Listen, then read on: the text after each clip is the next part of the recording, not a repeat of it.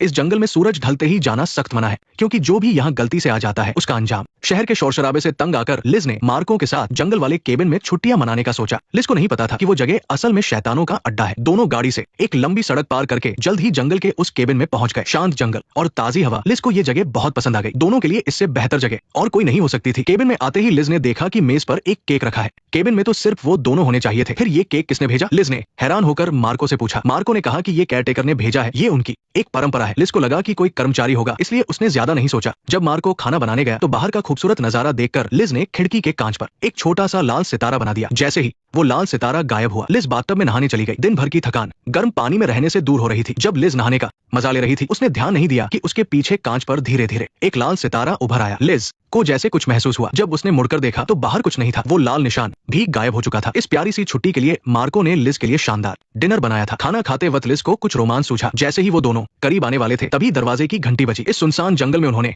किसी और को नहीं बुलाया था। अचानक कौन आ गया? वो दरवाजा नहीं खोलना चाहते थे, पर घंटी की आवाज तेज होती गई, जैसे कोई अंदर आने के लिए बेताब हो। मार्को ने दरवाजा खोला तो देखा कि उसका कजिन डेरेन आया है। उसके साथ एक लड़की भी थी। लिज ने प्यार से उनका स्वागत किया, लेकिन डेरेन बिना शर्म के अपने साथ आई लड़की का परिचय देने लगा। कजिन का ये आवारापन देखकर मार्को को बिल्कुल अच्छा नहीं लगा। भाई का मूड खराब देखकर डेरेन ने मार्को को कमरे में अकेले बात करने के लिए बुलाया। उनके जाने के बाद लिज ने माहौल ठीक करने की कोशिश की, पर मिनका ने जो पहली बात कही वो अजीब थी। मिनका की नजर उस तरफ थी जहां मार्को के लिए आया हुआ केक रखा था। किसी मेहमान के घर आकर ऐसी बुराई कौन करता है? पता नहीं मिनका ने जानबूझकर ऐसा किया या वो ऐसी ही है। जब लिज उस केक को गौर से देख रही थी तो उसे एक अजीब सी आवाज सुनाई दी, लेकिन तभी डेरेन बाहर आ गया और बात कट गई। पता नहीं दोनों ने अंदर क्या बात की, लेकिन उनके आने से लिज को थोड़ा बुरा जरूर लगा था। लिज को खुश करने के लिए मार्को ने अपने हाथों से उसके लिए केक खोला। लिज मार्को का दिल नहीं दुखाना चाहती थी, इसलिए उसने थोड़ा सा केक चख लिया। केक में हल्की खुशबू थी, जैसे जंगल के फूलों की, लेकिन साथ ही सड़ने की बदबू भी आ रही थी। लिज जिसे चॉकलेट पसंद नहीं थी, उसे अब ये अच्छी लगने लगी थी। रात को लिज ने एक सपना देखा कि वो झरने के नीचे नहा रही है। अचानक नजारा बदला और एक बंदूक की नली उसकी तरफ थी। लिज डर कर जाग गई। उसे एक अजीब एहसास हुआ, जैसे केबिन में कोई चीज उसे देख रही है। वो हॉल में आई तो देखा कि वो चॉकलेट केक वहाँ खुला रखा था। उस वक्त उस केक में एक जानलेवा आकर्षण लग रहा था।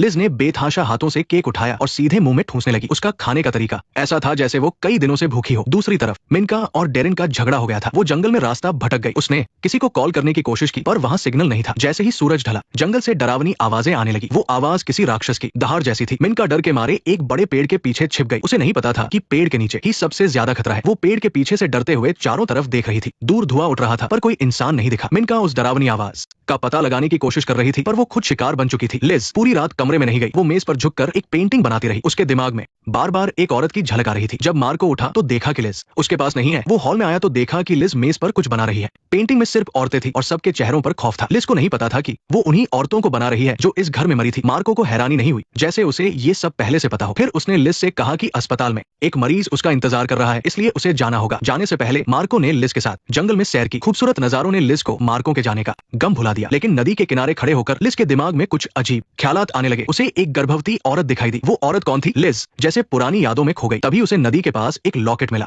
उस लॉकेट में एक फोटो थी। लिज ने उसे देखा और घबराकर बंद कर दिया। उसकी आंखों से साफ था कि वो फोटो देखकर चौंक गई थी। मार्को के अस्पताल जाने के बाद केबिन में लिज अकेली रह गई। बोरियत मिटाने के लिए उसने दूरबीन उठाई और बाहर देखने लगी। साथ ही अपनी दोस्त को फोन लगाया। वो शिकायत करने लगी कि वो अकेली है और टाइम पास करने के लिए दूरबीन से जासूसी कर रही है। जब वो अपनी दोस्त से बात कर रही थी, तभी उसे दूरबीन में एक खौफनाक नजारा दिखा। कूड़े के ढेर में एक कटा हुआ सिर पड़ा था। लिज डर के मारे कांपने लगी। उसे लगा वहाँ कोई खून हुआ है, लेकिन जब उसने हिम्मत करके दोबारा देखा तो वहाँ कुछ भी नहीं था। लिज खुद पर हंसने लगी। उसे लगा शायद वहम है। दोपहर की नींद के बाद लिज को थोड़ा अच्छा महसूस हुआ। जब उसने ठंडा पानी पीकर अपनी प्यास बुझाई तो शरीर में जान आई। लिज जैसे ही मुड़ी वो डर गई। मिनका बिना किसी आवाज के कमरे में खड़ी थी। तुम अंदर कैसे आई? लिज हैरान थी। मिनका तो डेरेन के साथ थी, वो अचानक यहाँ कैसे आ गई? लिज ने बाहर झांकना चाहा कि डेरेन है या नहीं, तभी मिनका अचानक उसके सामने आ गई। उसके हाथ खून से सने थे। उसने धीरे से लिज को कहा, बच्चों को मत जगाना, लेकिन वहाँ लिज के अलावा कोई नहीं था। शुक्र है ये सिर्फ एक सपना था। जागने पर लिज ने देखा कि वो सोफे पर थी। जैसे ही वो कमरे से निकलने वाली थी, उसे लगा कि ऊपर कोई है जो उसे घूर रहा है। तभी दरवाजे पर ताला खुलने की आवाज आई। मार्को तो अभी गया था, इतनी जल्दी वापस कैसे आ सकता है? इस सुनसान इलाके में लिज अकेली थी, इसलिए उसे सावधान रहना जरूरी था। लिज ने जैसे ही दरवाजे की दरार से बाहर झांका तो देखा वो मार्को का कजिन था। वो बिल्कुल गुंडे जैसा दिखता था और लिज को वो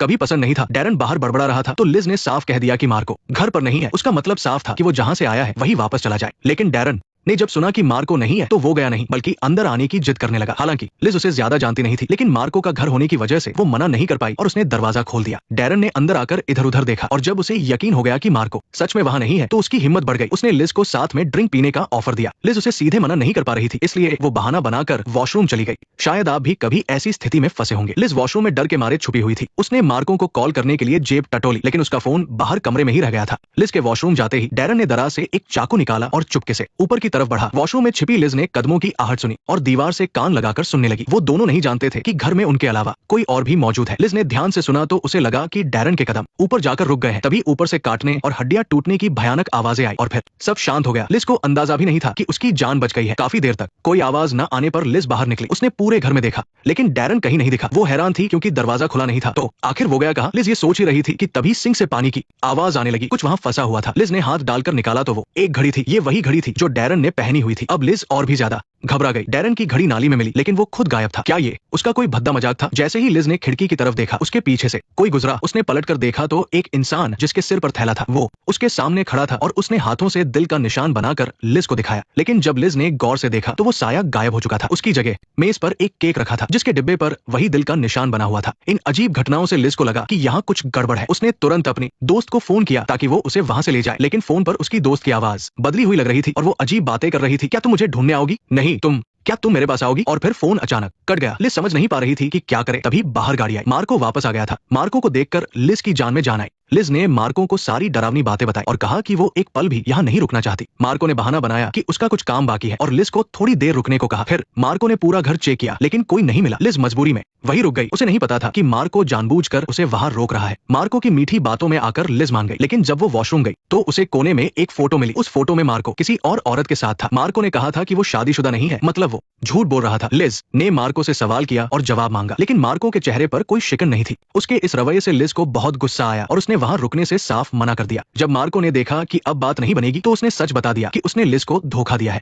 उसने बताया कि घर में कुछ अजीब जीव भी रहते हैं जो औरतों का रूप ले लेते हैं, लेकिन वो खुद नहीं जानता कि वो कौन है। जब मार्को छोटा था तब वो जंगल में उन जीवों की माँ से मिला था। ये 200 साल पुरानी बात है। न जाने क्यों लिज की शक्ल उन राक्षसों की माँ से बिल्कुल मिलती थी। मार्को को उन जीवों ने अमर बना दिया था, लेकिन शर्त ये थी कि समय समय पर मार्को को एक औरत को उनके लिए लाना होगा। लिज समझ गई कि वो केक खाने का मतलब था कि वो चुनी गई है। मार्को उसे बलि चढ़ाने के लिए लाया था। सच्चाई जानकर लिज घबराकर भागने की कोशिश करने लगी, लेकिन दरवाजा बाहर से बंद था। लिज पागलों की तरह बाहर निकलने का रास्ता ढूंढ रही थी, लेकिन कोई फायदा नहीं हुआ। तभी उसे जमीन पर अपना फोन मिला, लेकिन वो खुल ही नहीं रहा था। राक्षस धीरे धीरे उसके करीब आ रहे थे। उनकी लार उसके फोन की स्क्रीन पर टपक रही थी। खतरा पास आते देख लिज भागकर छत पर गई। शुक्र था कि वहां की खिड़की खुल गई। नीचे तेज नदी बह रही थी, लेकिन इस वक्त लिज के पास सोचने का समय नहीं था। उसने दीवार का हुक पकड़ा और नीचे उतरने की कोशिश करने लगी। तभी उसने ऊपर देखा तो 3 काले साए उसके सिर पर मंडरा रहे थे। डर के मारे लिज का हाथ फिसला और वो सीधे नीचे नदी में जा गिरी। जब उसे होश आया तो वो एक तहखाने में थी। उन राक्षसों ने उसे खाया नहीं था। थैले वाली औरत को पास आते देख लिज ने हिम्मत करके पूछा कि तुम आखिर कौन हो? जवाब सुनकर लिज के होश उड़ गए। उसने कहा कि वो लिज की बच्ची है। फिर उसने अपने चेहरे से थैला हटाया। उसका चेहरा कई औरतों के चेहरों से मिलकर बना था जिन्हें मार्को ने बलि चढ़ाया था। राक्षसों ने लिज को चोट नहीं पहुंचाई, बल्कि वो उसे घेर कर खड़े हो गए जैसे सच में वो उनकी माँ हो। दरअसल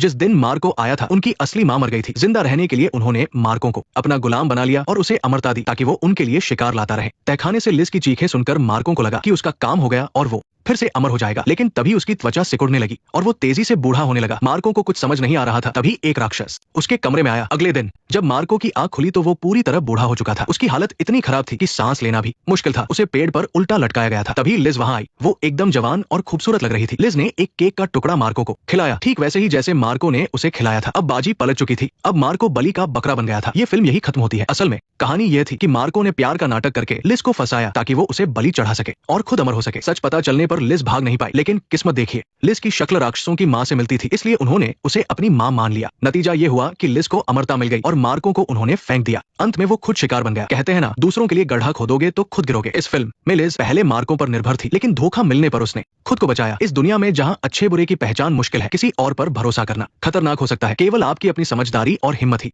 आपको बचा सकती है। सच यही है कि हम खुद ही अपने सबसे बड़े रक्षक हैं। नेक्स्ट पार्ट देखने के लिए वीडियो को लाइक करो।